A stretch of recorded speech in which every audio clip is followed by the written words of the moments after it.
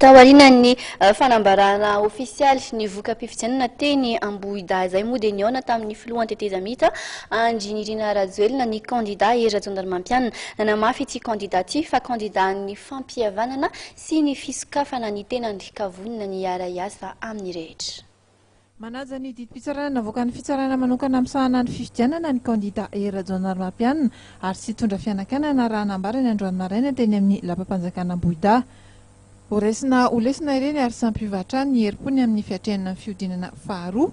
Za tsy manao commentaire an'ilay izy fa dia raisina fotsiny izy anatsarana ny izay tokony atao eo amin'ny fomba fiasa misy tontolo zany misy hafatra izay tsy maintsy alefa any amin'ny comité de soutien mba anarenana an'ireny zavatra ireny misy hafatra izay tsy maintsy alefa misy fampianarana koa zany fanifanana izay atao satria betsaka tsy mahafantatra ny lalàna le olona mety misy fiatraikany tahaka an'ireny izy ka dia anatsarana zavatra nandraisako an'ireny. Mpapovy ianao tamin'ilay valim-pifidianana Sotran'Andriamanitra. Niaona tamin'ny filohan'ny tetezamita Andry Rajoelina ny candidat era-jandarmampianina hateny Ambohitsiroatra taorian'ny fanambarana ny vokatra ofisialy iny.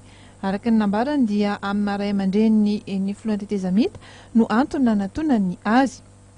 Notsindriny ihany koa afa candidat ny fiovana, ny fihavanana ary ny fampiresahana sy ny firaisam-pirenena ny tenany ary vonina iara-iasa amin'ny rehetra. Dia candidat ny fanivana, candidat ny fihavanana ary candidat ny firaisam-pirenena zany. Ka zany dia midika fa tsy manilikilika na izy isika fa rehefa malagasy na aviaiza izy na aviaiza dia raisina avokoa zany mba hifanolo-tanana ao anatin'izao fampandrosoana sy mifanarenana ny firenena izao. Ka na olon-tsotra izy na mpanao politika izy na mpikambana amin'ny fikambanana inona izy na fikambanana inona dia raisiko tena ampanetretena sy ampifaliana hiaraka anarina ity firenena ity isika ka ampivondrona ny hery rehetra mba atongavana amin'izany fanarenana ny firenena izany.